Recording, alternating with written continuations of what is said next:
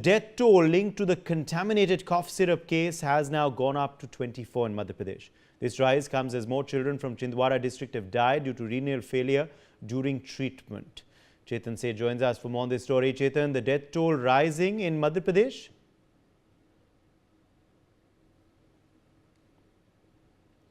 Chetan, can you hear me? Okay, I think we've lost him there, but the death toll has now reached 24 in Madhya Pradesh. The death toll has risen as more children from Chhindwara district have died due to renal failure during treatment. Remember, this of course pertains to the contaminated cough syrup case. Shocking details of course coming in. More breaking news meanwhile on the broadcast that we're tracking. The Indian Medical Association has condemned the arrest of pediatrician in Madhya Pradesh. The arrest had been made in relation to the child's death from the contaminated cough syrup. The IMA has said that doctors follow regulations and should not be blamed for manufacturing faults. As a protest, IMA has called members to wear black badges until the doctor is released. IMA now condemning the pediatrician's arrest, Chetan?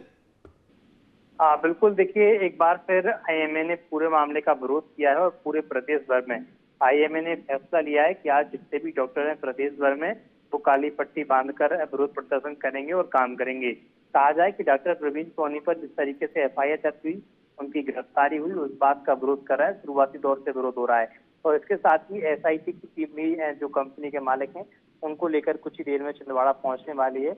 अब तक यह आंकड़ा 25 लोगों तक पहुंच गया, जिनमें 24 लोगों की अधिकृत पुष्टि हो गई, एक बच्चे की पुष्टि होना बाकी है। तो कहा जाए कि सब सिरप नहीं बल्कि जहर का सिरप है, जिस जहर के सिरप ने मध्य प्रदेश के 25 बच्चों की जान ले ली।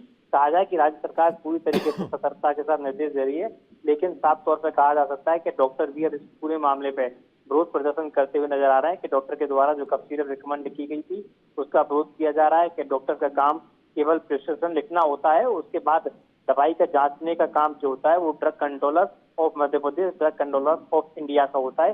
तो ऐसे में जवाबदेही न सिर्फ डॉक्टर की बल्कि ड्रग कंट्रोलर की भी होती है। तो डॉक्टरों का यही कहना है कि ड्रग कंट्रोलर पर भी एफआईआर दर्ज होनी चाहिए, उन्हें भी जेल भेजना चाहिए। ऐसे में डॉक्टर पर कार्रवाई करना एक तरफा है, इसी के चलते आज पूरे प्रदेश भर के जो अलग अलग डॉक्टर के संगठन है वो विरोध प्रदर्शन कर रहे हैं। जी बिल्कुल, कुछ और इस वक्त बड़ी जानकारी हमें मिल रही है। तमिलनाडु